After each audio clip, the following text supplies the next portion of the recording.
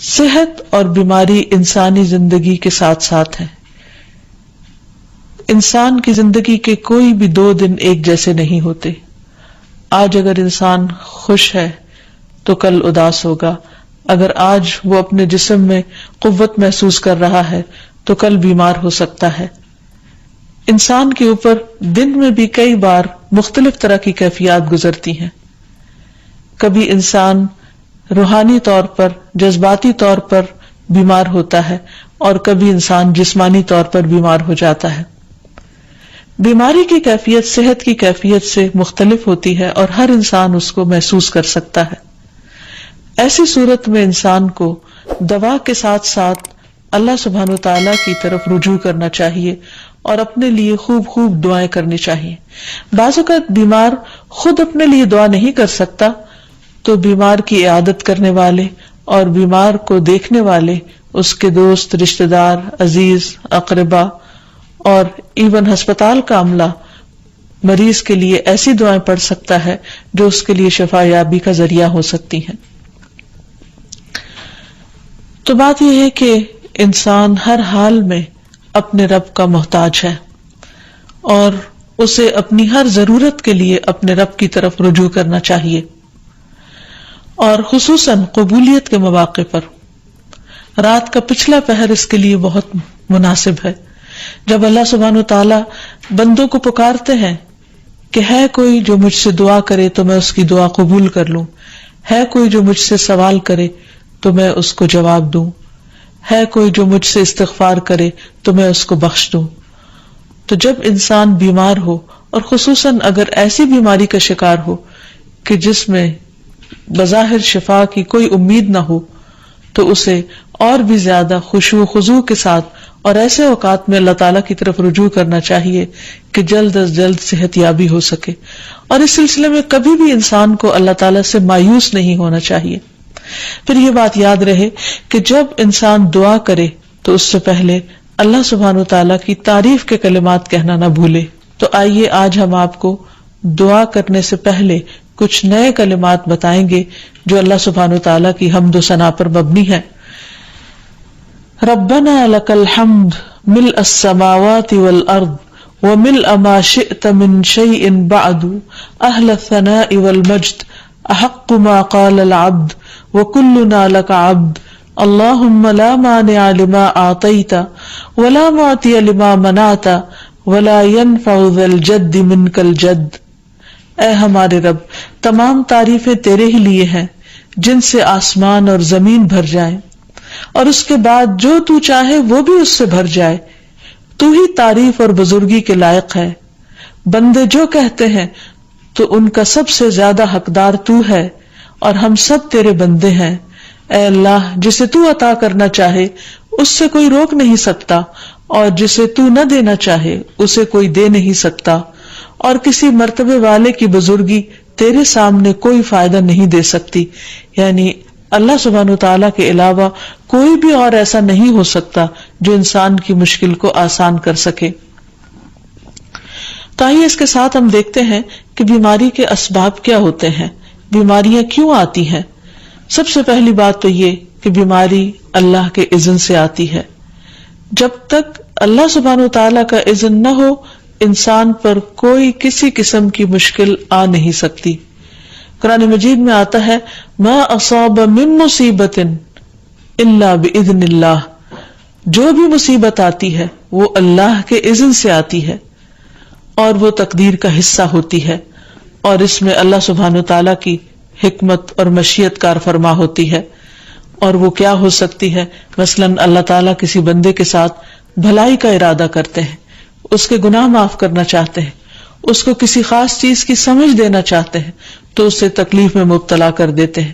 کیونکہ بعض اوقات انسان زندگی میں اتنا مصروف ہوتا ہے اپنے روزانہ کے روٹین کے کاموں میں کہ وہ ٹھہر کر، رک کر، خاموشی کے ساتھ وقفہ لیے بغیر کوئی ایسی بات سوچتا نہیں کہ جو اسے سوچنی چاہیے، جو اللہ تعالیٰ چاہتے ہیں کہ وہ سوچے.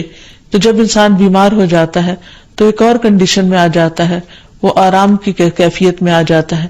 ایسی صورت میں انسان کو وہ باتیں بھی سوچنے کا موقع مل جاتا ہے جو عام طور پر وہ نہیں سوچتا.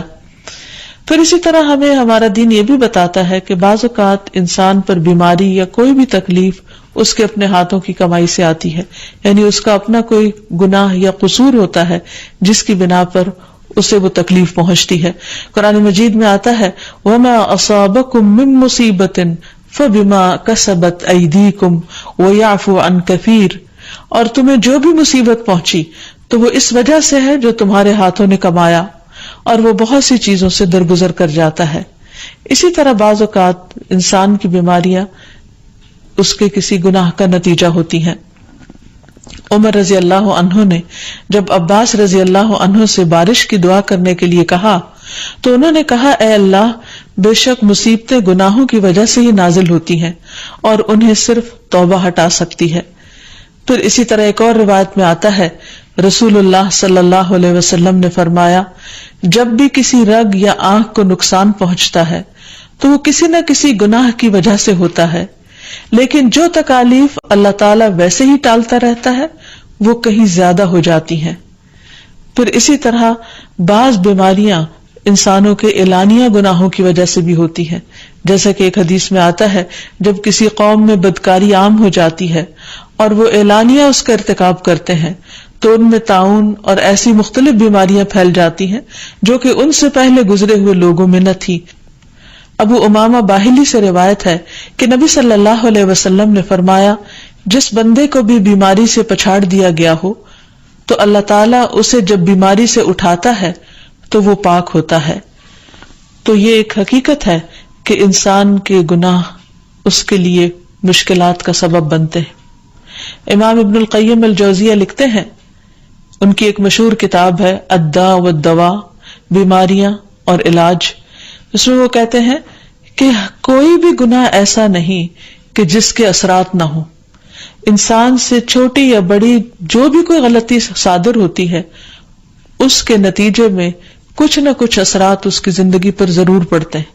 ہاں اگر اللہ تعالیٰ معاف کر دے تو وہ اور بات ہے، ورنہ ہر گناہ کی ایک تاثیر ہوتی ہے، اور ان تاثیرات میں سے ایک چیز یہ ہے کہ انسان مختلف قسم کی بیماریوں میں مبتلا ہو جاتا ہے۔ اسی لیے ہم دیکھتے ہیں کہ جب انسان بیماری میں مبتلا ہوتا ہے تو اللہ تعالیٰ اس بیماری کو اس کے گناہوں کا کفارہ بنا دیتے ہیں۔ جیسے حدیث میں آتا ہے کہ جس مسلمان کو کانٹا چبھے یا اس سے زیادہ کوئی تکلیف پہنچتی ہے تو اللہ تعالیٰ اس کے ذریعے اس کے گناہوں کو اس طرح دور کر دیتا ہے جس طرح درخت سے اس کے پتے جھڑتے ہیں۔ تو اس سے ہمیں یہ پتہ چلتا ہے کہ بیماریوں کے آنے کے مختلف اسباب ہوتے ہیں۔ بیماری بہرحال جس بھی وجہ سے آئے، لیکن اصل چیز دیکھنے کی یہ ہے کہ مومن کا رویہ کیا ہے۔ مومن کو اگر کوئی کانٹا بھی چبھتا ہے تو وہ اس پر صبر کرتا ہے۔ اس لیے بیماری یا تکلیف کے آنے پر انسان کو اللہ سے راضی رہنا چاہیے، شکوہ نہیں کرنا چاہیے، کیونکہ جو اللہ سے راضی ہو جاتا ہے کسی آزمائش پر، اللہ تعالیٰ بھی اس سے راضی ہو جاتا ہے۔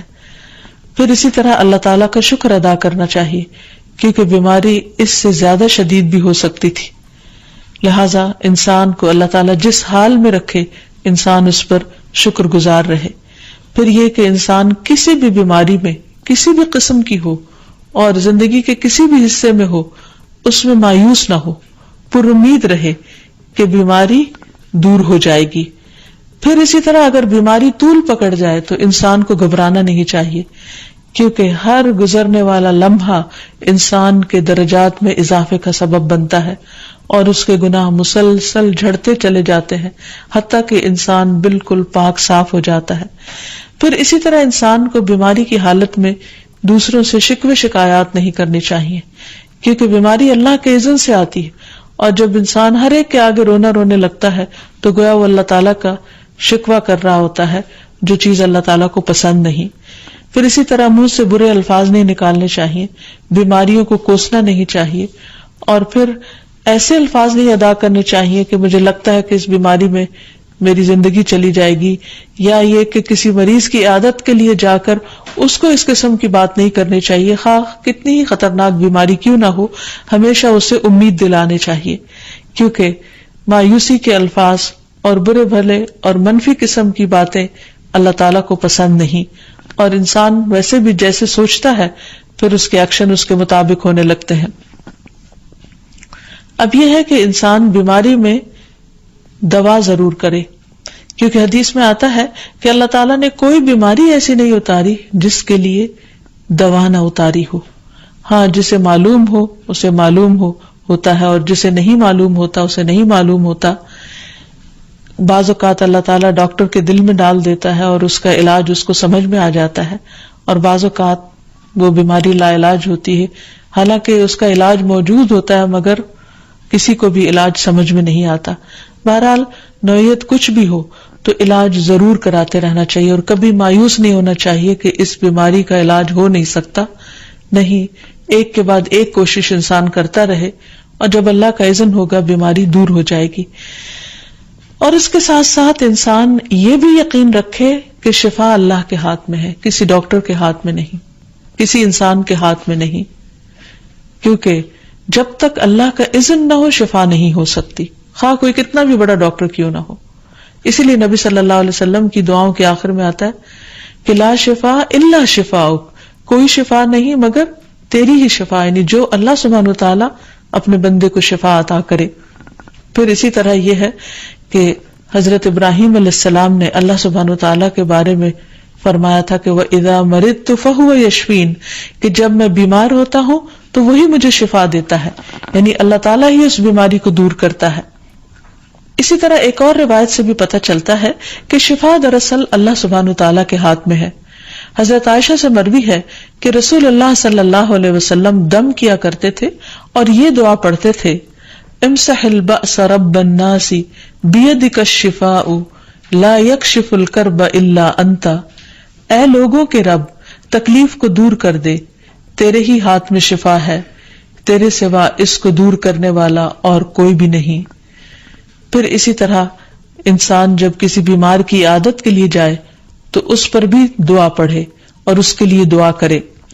رسول اللہ صلی اللہ علیہ وسلم نے فرمایا جو مسلمان کسی ایسے بیمار کی عیادت کے لیے اس کے پاس آئے جس کی موت کا وقت قریب نہ آیا ہو اور 7 مرتبہ یہ پڑھے اسأل اللہ العظیم رب العرش العظیم ان یشفی فلانا من وجعہ، میں اس عظمت والے اللہ سے سوال کرتا ہوں جو عرش عظیم کا رب ہے کہ فلاں کو اس کی تکلیف سے شفا عطا فرمائے، تو اللہ عز و جل اسے شفا عطا فرما دیتا ہے.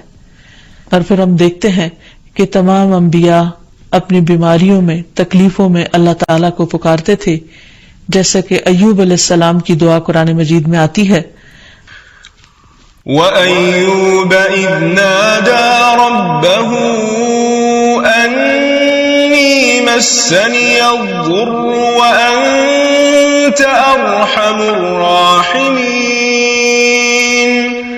فَاسْتَجَبْنَا لَهُ فَكَشَفْنَا مَا بِهِ مِنْ ضُرٍّ وَآتَيْنَاهُ أَهْلَهُ وَمِثْلَهُمْ مَعَهُمْ رَحْمَةً مِنْ عِنْدِنَا وَذِكْرَى لِلْعَابِدِينَ. اور ایوب جب اس نے اپنے رب کو پکارا کہ بے شک مجھے تکلیف پہنچی ہے اور تو رحم کرنے والوں میں سب سے زیادہ رحم کرنے والا ہے، تو ہم نے اس کی دعا قبول کر لی، پس اسے جو بھی تکلیف تھی اسے دور کر دیا اور اسے اس کے گھر والے اور ان کے ساتھ ان کی مثل اور عطا کر دیے اپنے پاس سے رحمت کے لیے اور ان لوگوں کی یاد دہانی کے لیے جو عبادت کرنے والے ہیں. اسی طرح رسول اللہ صلی اللہ علیہ وسلم نے ایک اور موقع پر ایک صحابی عثمان بن ابی آس الثقفی کو ایک دعا سکھائی. جب وہ نبی صلی اللہ علیہ وسلم کے پاس حاضر ہوئے، وہ کہتے ہیں مجھے اتنی تکلیف تھی کہ قریب تھا کہ وہ مجھے ہلاک کر دیتی، تو نبی صلی اللہ علیہ وسلم نے مجھے فرمایا اس درد کی جگہ پر اپنا دایاں ہاتھ رکھو اور 7 مرتبہ کہو بسم اللہ اعوذ بعزت اللہ وقدرتہ من شر ما اجد واحاذر، اللہ کے نام کے ساتھ میں پناہ مانگتا ہوں اللہ کی عزت کی اور اس کی قدرت کی اس شر سے جو میں محسوس کرتا ہوں، یعنی اس تکلیف سے بچنے کے لیے جو مجھے محسوس ہو رہی ہے اور جس سے میں خوف محسوس کرتا ہوں. عثمان کہتے ہیں کہ جب میں نے یہ پڑھا تو اللہ سبحانہ وتعالیٰ نے مجھے شفا عطا کر دی. پھر اسی طرح ہر بیماری سے شفا کی دعا نبی صلی اللہ علیہ وسلم نے سکھائی. عبداللہ بن عباس سے مروی ہے کہ نبی اکرم صلی اللہ علیہ وسلم نے فرمایا، جب کوئی شخص کسی ایسے مریض کی عیادت کرے جس کی موت کا وقت ابھی قریب نہ آیا ہو اور اس کے پاس 7 مرتبہ یہ دعا پڑھے، اسأل اللہ العظیم رب العرش العظیم ان یشفیک، میں عظمت والے اللہ جو عرش عظیم کا رب ہے اس سے دعا کرتا ہوں کہ وہ تمہیں شفا عطا کرے، تو اللہ تعالیٰ اسے اس مرض سے شفا عطا کر دے گا. پھر اسی طرح نبی صلی اللہ علیہ وسلم اگر کسی کو کوئی پھوڑا بنسی ہوتی تو اپنے لعاب دہن کے ساتھ زمین کی مٹی تھوڑی سی لے کر اس درد تکلیف والی جگہ پر لگاتے تو اس سے بھی شفا ہوتی. حضرت عائشہ کہتی ہیں کہ جب کسی انسان کے عضو میں کوئی تکلیف ہوتی، پھوڑا یا زخم ہوتا، تو نبی صلی اللہ علیہ وسلم اپنی انگلی اس طرح رکھتے، اور سفیان جو راوی ہیں انہوں نے اپنی شہادت کی انگلی زمین پر رکھی، پھر اسے اٹھا کر فرمایا، بسم اللہ تربت اردنا بریقت بعدنا لیشفى به سقیمنا باذن ربنا، اللہ کے نام کے ساتھ ہماری زمین کی مٹی ہمارے رب کے حکم سے ہم میں سے بعض کے تھوک کے ساتھ ہمارے بیمار کو شفا دی جائے.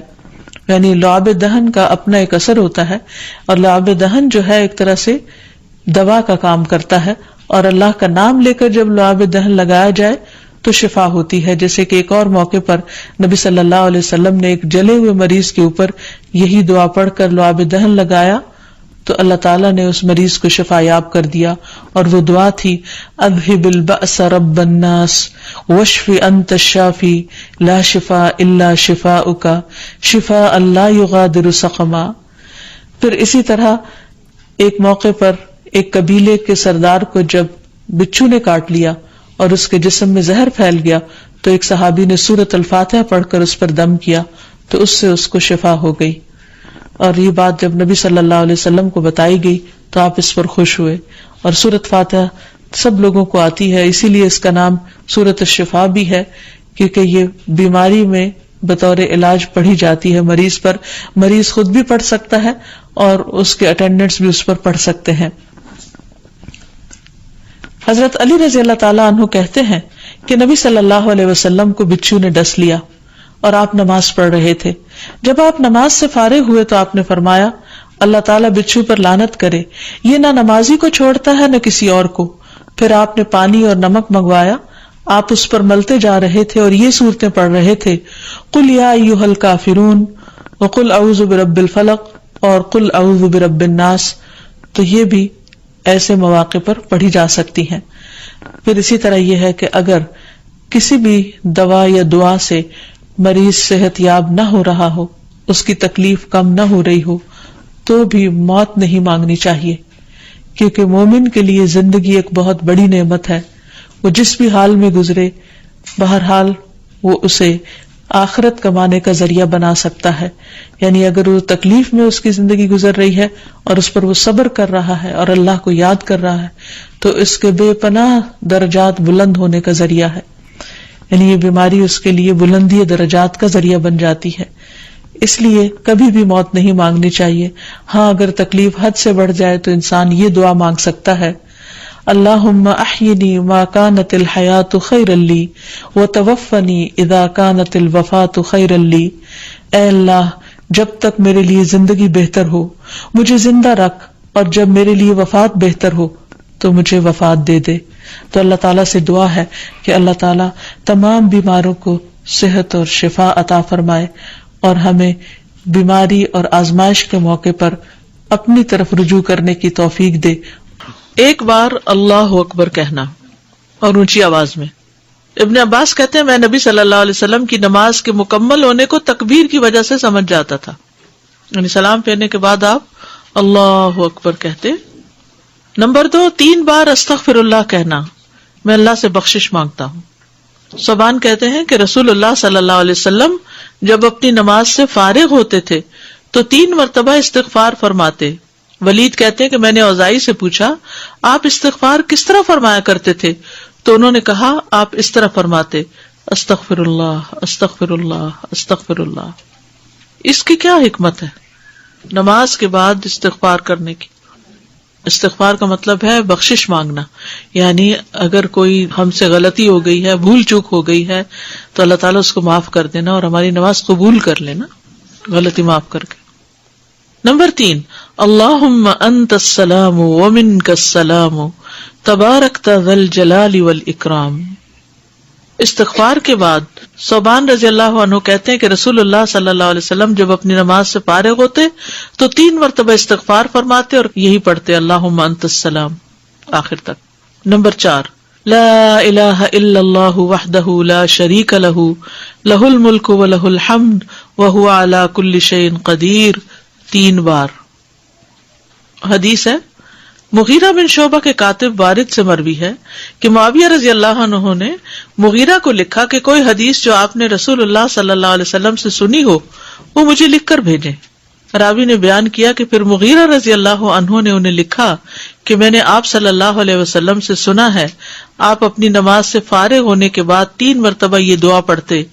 یہ پیغمبروں کی دعا ہے نا جو عرفہ کے دن سب پیغمبروں نے مانگی، لا الہ الا اللہ وحدہ لا شریک لہ لہ الملک ولہ الحمد وہو علی کل شیء قدیر۔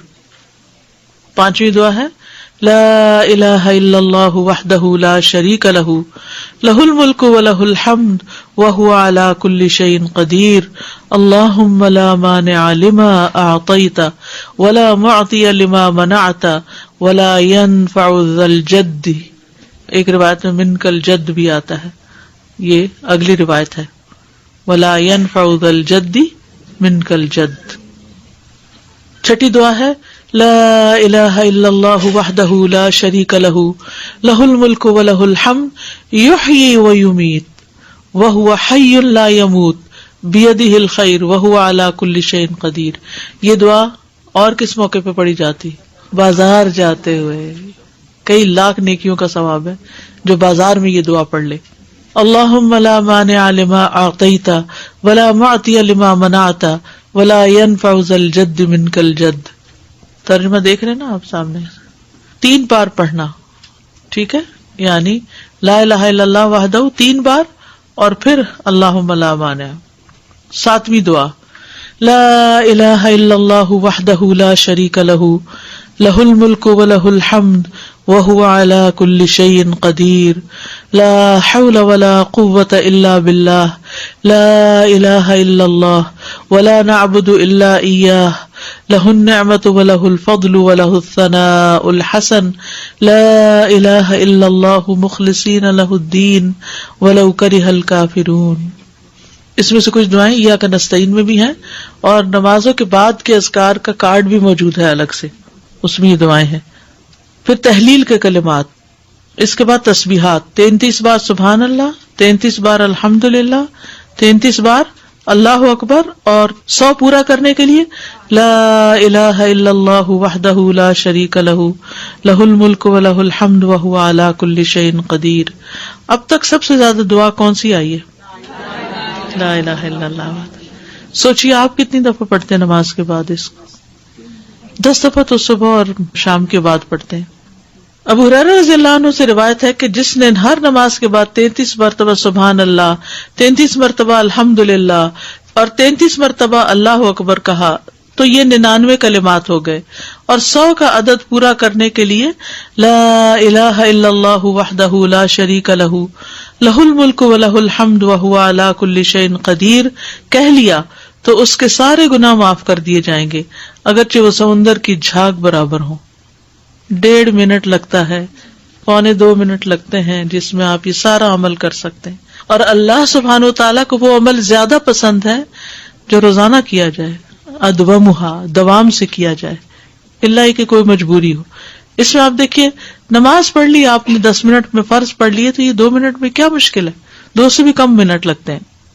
بعض روایات میں اللہ اکبر 34 بار پڑھنے کا بھی آتا ہے۔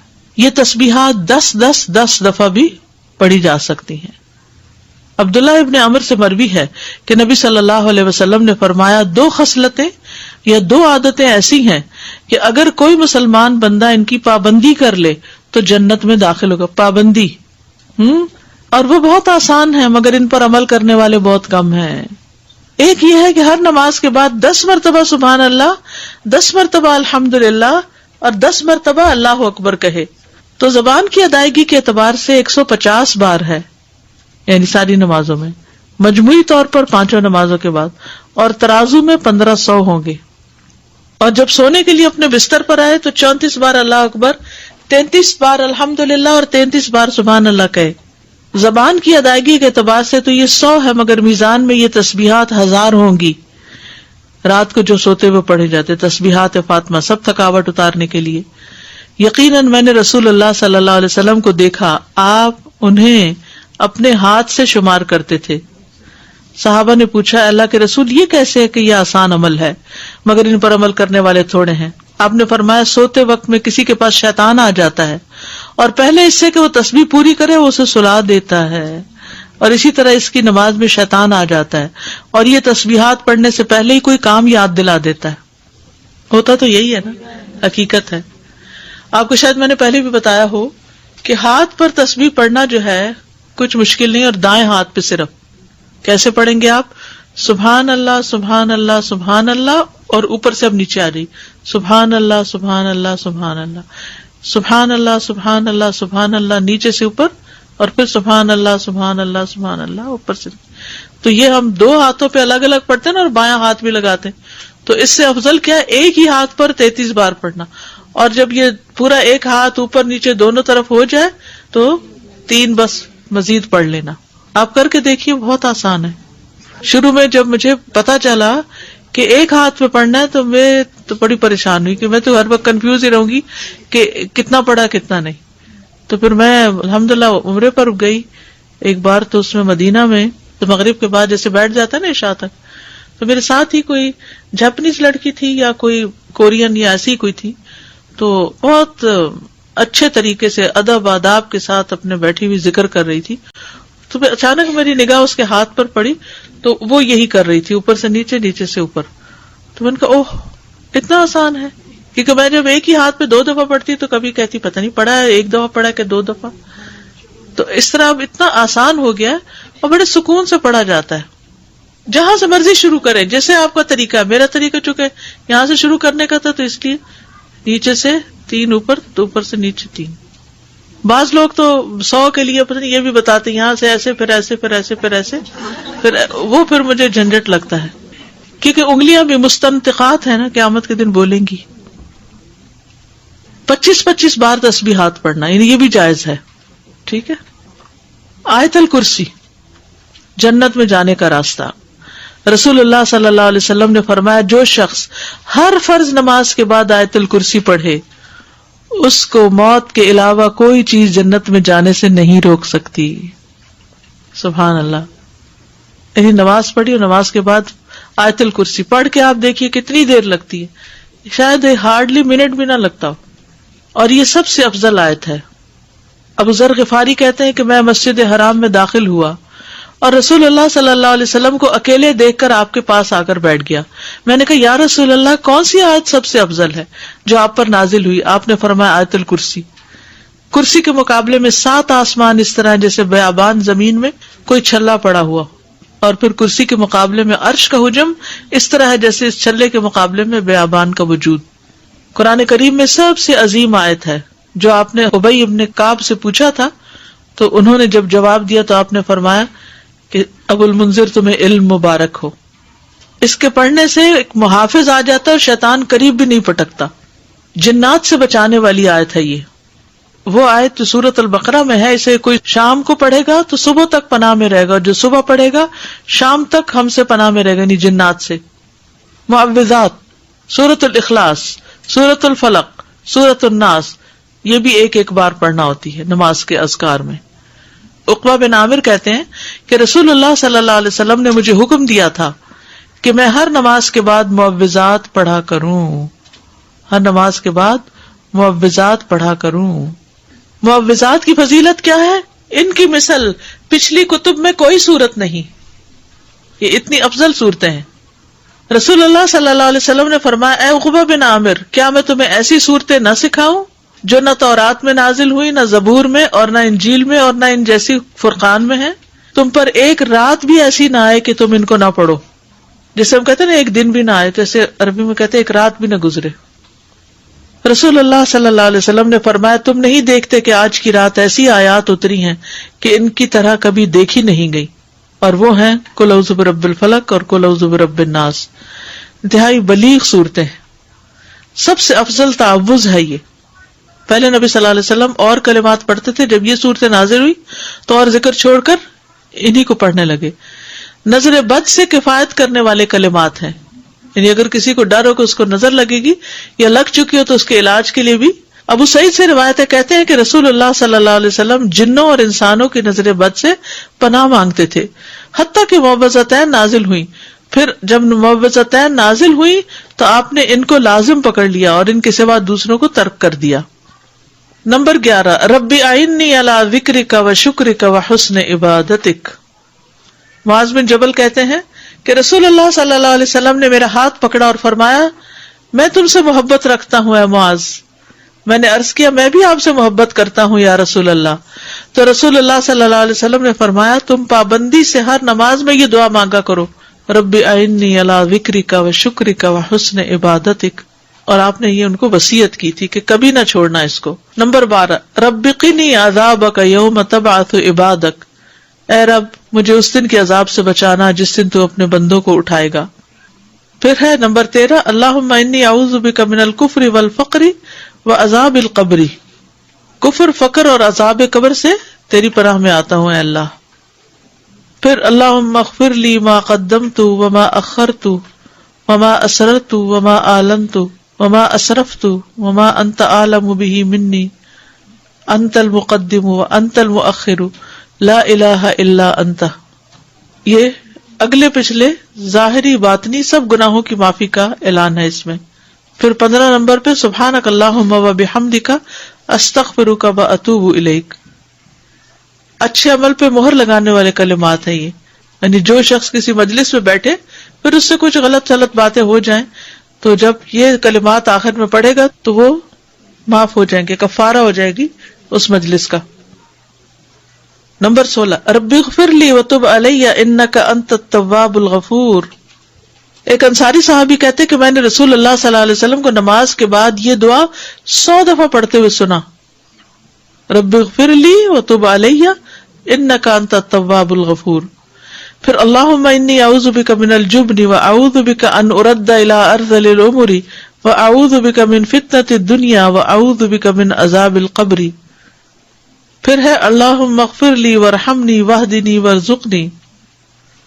استاذہ ان ساری دعاؤں کو آرڈر میں پڑھنا ضروری ہے یا کسی بھی آرڈر میں؟ یہ تو لکھنے کی ترتیب ہے، لیکن شروع کے جو ہے نا اللہ اکبر استغفر اللہ استغفر اللہ استغفر اللہ اللہم انت السلام منک السلام، یہ آرڈر میں تینوں پڑھنا ہے. ٹھیک ہے، اس کے بعد آپ آیت الکرسی پڑھیں یا تسبیحات پڑھیں یا پھر جو بھی دعا چاہیں پڑھیں. ان میں سے یہ ہے کہ ایک پوسٹر بھی بنایا گیا تھا اور ایک انشاءاللہ یہاں بھی میں چاہ رہی تھی کہ چھپوا کے دے دیں. اس میں یہ ساری تو نہیں آ سکیں گی لیکن موٹی موٹی دعائیں جو ہیں وہ آ جائیں گی. تو میں نے تو جو اپنا قرآن مجید ہے وہ ایک پرنٹ آؤٹ سا نکال کے دعاؤں کا قرآن مجید کے جو جسے دیکھ کے پڑھتے ہیں نماز میں اس کے اندر نشانی کے طور پہ اس کو رکھا ہوا پلاسٹک میں ڈال کے. تو جب میں نماز شروع کرتی ہوں تو وہ اس کو نکال کے سائڈ پہ رکھ لیتی ہوں. جب نماز ختم کرتی ہوں تو پھر جو یاد ہیں اور جو نہیں پوری طرح یاد ان کو جو یاد ہے بس ہنٹ دیکھتی جاتی ہوں اور پڑھتی جاتی ہوں، جو نہیں یاد ان کو دیکھ کے پڑھ لیتی ہوں. تو اس سے کیا فائدہ ہوتا ہے کہ اس طرح پڑھی جاتی ہیں، ورنہ تو وہ بھی بھول جاتا کون کون سی تھی. یا تو بچپن میں یہ سب سیکھ لیتے نا پھر مشکل نہیں، جیسے نماز ہم نے اول سے آخر سیکھی ہوئی ہے نا تو وہ ایک گاڑی دوڑ پڑتی ہے، لیکن یہ دعائیں تو ہم نے بڑے ہو کر ہی سیکھی ہے نا، اور کچھ نئی نئی پھر پتہ چل جاتی ہے تو وہ ایڈ ہو جاتی ہیں. تو اس طرح بھی آپ آسانی سے رکھ سکتے ہیں تاکہ یاد رہے، یا آپ کہیں سائڈ پر پیسٹ کر دیں اور آپ پڑھتے رہیں، جب دعا بھول جائے تو ذرا سا ایک نظر ریمائنڈر کے لیے دیکھ لیں، کسی وال پہ لگا دیں، کپڑ پہ قریب ہی جہاں آپ نماز پڑھتے ہو. دور کہیں چلے گی تو پھر رہ جائے گی. بک سٹور سے بڑا سا پوسٹر بھی ملتا ہے، اگر کسی کے گھر میں ایسی وال ہے جس پہ فل سائز پوسٹر آ جائے تو وہ بھی لگایا جا سکتا ہے، لیکن چھوٹے انشاءاللہ ہم چھپوا رہے ہیں تو وہ بھی آپ کو دے دیں گے. اردو انگلش ترجمے والے کارڈز کچھ موجود ہیں، اگر آپ وہ لے لینا، کیونکہ ہر وقت کتاب نہیں ساتھ اٹھائی جا سکتی، آپ کے بیگ میں ہو رکھا ہوا، کہیں بھی آپ سفر پر بھی ہیں کہیں بھی ہو، نماز کے بعد بیگ سے نکال کے پڑھ لیتے ہیں. الہدا کی ایپ پر بھی ہیں، اس پہ ڈاؤن لوڈ کر لیں. بس میں تو نماز ہو، قرآن کا وقت ہو، لیسن کی تیاری کا ہو، ڈر کے مارے فون کو ہاتھ نہیں لگاتی. جی سفر کے لیے ٹھیک ہے، کیونکہ فون کو ہاتھ لگ گیا تو بچنا مشکل ہے اور خشوع بھی چلا جاتا ہے. اور ویسے بھی دیکھیے مصحف سے دیکھ کے یا ایک سالڈ چیز سے دیکھ کے پڑھنا اور ہی بات ہے. استاذہ یہ ابھی ذکر میں جو ہم نے معوذتین پڑھی تو کیا ہر دفعہ، کیونکہ ہم 3 دفعہ پڑھتے ہیں، ایک دفعہ کافی نہیں تو اس میں ہر سورت سے پہلے بسم اللہ پڑھنی مطلب ضروری ہے کہ نہیں؟ سورہ الاخلاص پڑھی، پھر اس کے بعد جب سورہ فلق شروع کریں گے تو بسم اللہ دوبارہ اس کے ساتھ؟ ضروری نہیں ہے، کیونکہ بسم اللہ 2 سورتوں کے بیچ میں نشان ہے کہ ایک سورت ختم ہوئی اور دوسری شروع ہوئی. وہ مستقل آیت ہے، آیا مستقلہ، وہ سورت کا حصہ نہیں ہے. ٹھیک ہے، تو اس کے بغیر بھی سورت پڑھی جا سکتی ہے. ٹھیک ہے، مطلب ذکر کرتے ہوئے کنٹینیوسلی. جی ہاں پڑھ سکتے ہیں. جزاک.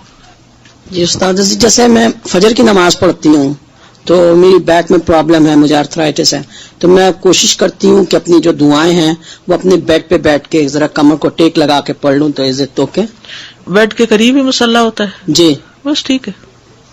مجھے صرف دعا کے حوالے سے سوال کرنا تھا کہ ہم دعا کرتے ہیں نیک بندوں کے لیے اور صالحین کے لیے. بظاہر جو لوگ نیک اور صالحین کی کیٹیگری میں نہیں آتے، ہم جج نہیں کر رہے، لیکن بظاہر کیا ہم ان کے لیے دعا کر سکتے ہیں؟ سب کے لیے. ہمارا گمان یہ ہونا چاہیے کہ کچھ لوگوں کی نیکیاں ظاہر ہوتی ہیں اور کچھ کی ہڈن ہوتی ہیں. بالکل. ہم ان کے نام لے کے بھی کر سکتے ہیں. نماز میں تو نہیں نام لیں گے لیکن بعد میں جی کر ہاں سکتے ہیں. بالکل کر سکتے. Thank you. اساتذہ اگر ہم جیسے فجر نماز کے بعد ہم بیٹھے اذکار کر رہے ہیں تو ان بٹوین جیسے ہم اٹھتے ہیں جیسے بچوں کو اٹھانے کے لیے پریئر کے لیے ایسے، تو اس کا پھر کیا ہوتا ہے؟ یعنی وہ سلسلہ مطلب معذوری ہے، مجبوری ہے، کیونکہ میں کرتے کرتے جا رہی ہوں کیونکہ اتنا گلٹی فیل ہوتا ہے کہ اگر ان کی نماز چلی گئی ہمارے ذکر اذکار ایگزیکٹلی وہ دونوں طرف پھر وہ بڑا نقصان ہے. جی تو پھر واپس آ کے بیٹھ جائیں. ایسی کر رہی ہوتی ہوں تو کر سکتے ہیں. کر سکتے ہیں. جزاک اللہ.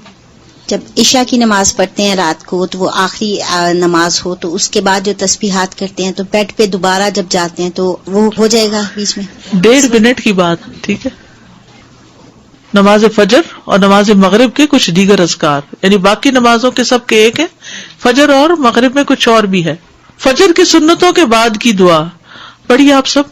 اللہم اجعل فی قلبی نورا وفی لسانی نورا واجعل فی سمعی نورا واجعل فی بصری نورا واجعل من خلفی نورا ومن امامی نورا واجعل من فوقی نورا ومن تحتی نورا اللہم اعطنی نورا. یہ صحیح مسلم کی روایت ہے اور عبداللہ بن عباس کہتے ہیں کہ وہ ایک رات رسول اللہ صلی اللہ علیہ وسلم کے ہاں سوئے تو رات کو آپ جاگے، مسواک کی اور وضو فرمایا. اس وقت آپ یہ آیت مبارکہ پڑھ رہے تھے، ان فی خلق السماوات والارض واختلاف اللیل والنہار لآیات لأولی الالباب. یہ آیات تلاوت فرمائی حتیٰ کہ سورت ختم کی. پھر آپ کھڑے ہوئے اور 2 رکعتیں پڑھی. یہ کون سی 2 رکعتیں تھی؟ تہجد کی. اور ان میں بہت طویل قیام اور رکوع اور سجدے کیے. پھر واپس پلٹے اور سو گئے، یہاں تک کہ آپ کے سانس کی آواز سنائی دینے لگی. پھر آپ نے اس طرح 3 دفعہ کیا، 6 رکعتیں پڑھی. ہر دفعہ آپ مسواک کرتے، وضو فرماتے اور ان آیات کی تلاوت فرماتے. سبحان اللہ، یعنی کتنی مشقت اٹھاتے تھے آپ. پھر آپ نے 3 وتر پڑھے. پھر مؤذن نے اذان دی تو آپ نماز کے لیے باہر تشریف لے گئے اور آپ یہ دعا پڑھ رہے تھے، اللہم اجعل فی قلبی نورا وفی لسانی نورا واجعل فی سمعی نورا واجعل فی بصری نورا واجعل من خلفی نورا ومن امامی نورا واجعل من فوقی نورا ومن تحتی نورا اللہم آتنی نورا. اب تہجد پڑھنے کا ایک اور طریقہ معلوم ہو گیا، کیونکہ سوال تھا نا کہ 8 رکعتیں اکٹھی پڑھی جا رہی ہیں اور پھر ایک اور پڑھی جا رہی ہے ایک ہی سلام سے ساری. تو اسی طرح یہ طریقہ بھی ہے کہ آپ نے 2 پڑھی، پھر آرام کر لیا، پھر 2 پڑھی، پھر آرام کیا، پھر پڑھی. نیکسٹ ہے فجر کی فرض رکعات کے بعد کے اذکار. فجر کی فرض رکعات کے بعد کے اذکار، سبحان اللہ 100 بار، لا الہ الا اللہ 100 بار. ٹھیک ہے. 100 دفعہ والے 2 اذکار، ابو ہریرہ کہتے ہیں کہ رسول اللہ صلی اللہ علیہ وسلم نے فرمایا جو صبح کی نماز کے بعد 100 دفعہ سبحان اللہ اور 100 دفعہ لا الہ الا اللہ پڑھے اس کے گناہ معاف ہو جائیں گے اگرچہ وہ سمندر کی جھاگ کے برابر ہوں. یہ کب پڑھنے؟ فجر کے بعد. نمبر 2 پڑھیے اس کو.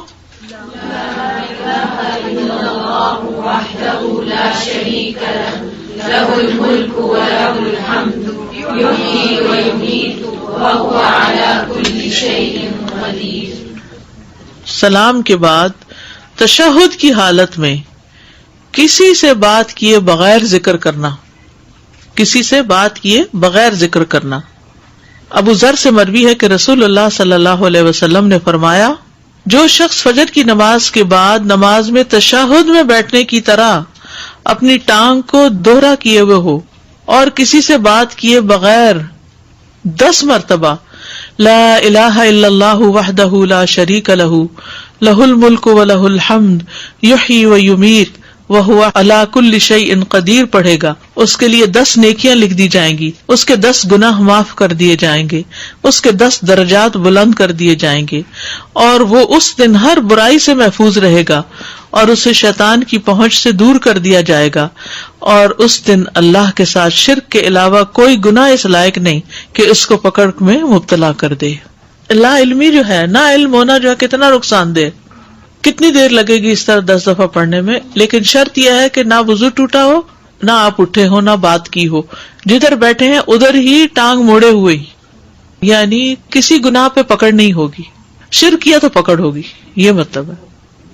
مغرب کی نماز کے بعد کا ذکر لا الہ الا اللہ وحدہ لا شریک لہ لہ الملک ولہ الحمد یحیی و یمیت وہو علی کل شیء قدیر. سلام کے بعد تشہد کی حالت میں ذکر کرنا. عبد الرحمن بن غنم رضی اللہ عنہ نبی صلی اللہ علیہ وسلم سے روایت کرتے ہیں کہ آپ نے فرمایا جس نے نماز مغرب اور صبح کی نماز کے بعد التحیات کی حالت میں اٹھنے سے پہلے, یا مغرب کی نماز ٹھیک ہے, ٹانگ کو دوہرا کیے ہوئے 10 بار کہا لا الہ الا اللہ وحدہ لا شریک لہ لہ الملک ولہ الحمد یحیی و یمیت وہو علی کل شیء قدیر, تو ہر بار اللہ اس کے لیے 10 نیکیاں لکھتا ہے اور 10 گناہ اس سے دور کر دیتا ہے اور اس کے درجے بلند کر دیتا ہے 10, اور یہ اس کے لیے ہر بری چیز سے حفاظت اور شیطان مردود سے پناہ دینے والے ہوتے ہیں اور کوئی گناہ سوائے شرک کے اس کو نہیں پہنچتا. یہ اس روز عمل میں سب لوگوں سے افضل ہوتا ہے سوائے اس شخص کے جس نے اس کے برابر ان کلمات کو پڑھا ہو یا اس سے بھی زیادہ. اور پھر انہی کلمات کو مغرب کے وقت اگر پڑھتا ہے انسان مغرب کے بعد, تو اس کا فائدہ کیا ہے؟ سنن ترمذی کی روایت میں آتا ہے جو شخص لا الہ الا اللہ وحدہ لا شریک لہ لہ الملک ولہ الحمد یحیی و یمیت وہو علی کل شیء قدیر مغرب کے بعد 10 بار پڑھے گا, اللہ اس کی حفاظت کے لیے اسلحہ بردار فرشتے بھیجے گا جو اس کی صبح تک شیطان سے حفاظت کریں گے. صبح تک شیطان سے حفاظت, تو آپ سوچئے کہ کتنا بڑا اجر و ثواب اور کتنی بڑی پروٹیکشن ہے.